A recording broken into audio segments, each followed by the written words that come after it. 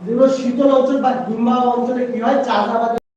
এক ধরনের কাচের ঘর করে, কিসের ঘর করে, কাচের ঘর করে, ধরে নাও কাচের ঘর করে কি করে চাষাবাদ করে, এক ধরনের কাচের ঘর করে সেখানে চাষাবাদ কি করে, তার তাপমাত্রা এই কাচের ঘরটার ভিতরে তাপমাত্রা বৃদ্ধি হয়, তাপমাত্রা বেশি থাকে, তবে কাচ এই কাচকে বের করে সূর্যরশ্মি কিন্তু ভিতরে ঢুকতে পারে, ভিতরে ঢুকতে পারে, কিন্তু এইখান থেকে বেরিয়ে যেতে পারে না, সূর্যরশ্মি আর বেরিয়ে যায় না, এখানে উত্তপ্ততা বেশি হয়ে যায় পৃথিবীতে, বা গ্রিন হাউস গ্যাসে